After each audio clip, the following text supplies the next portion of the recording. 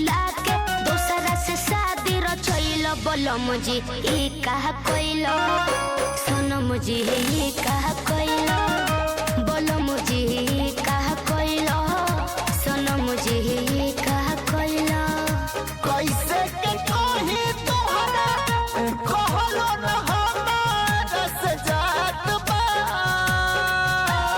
ओठ के लाली हमारा चोरैलो राधा से मेरा बनैलो बोलम जी ई का कोइलो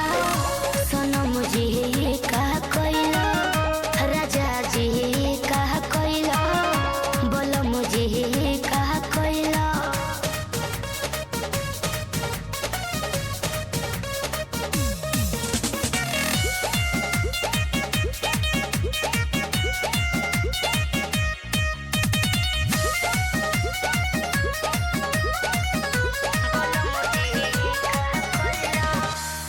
मजबूरी रहे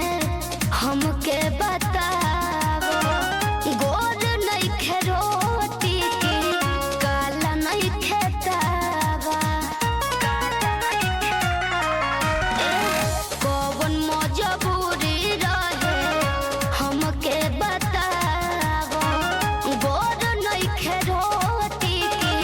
काला नहीं खेतावा प्यारे हमार छूटा भैया कहेले अलगा जात बा कुरान के आयत सारा पढ़े गइलो गीता हमें सिखैलो बोलम जी का कइलो सजन जी का कइलो पिया हो का कइलो बोलम जी का कइलो सनम जी का कइलो सपना देखा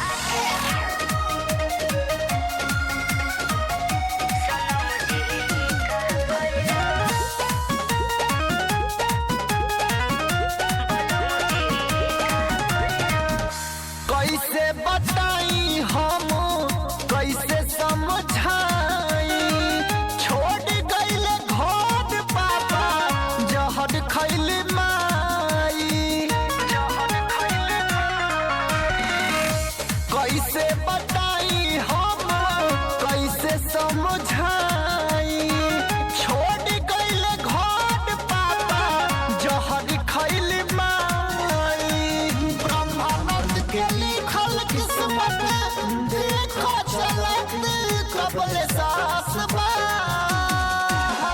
जाए अतुल तू कजरा बहैलो गंगा के यमुना बनैलो बोलम जी का कइलो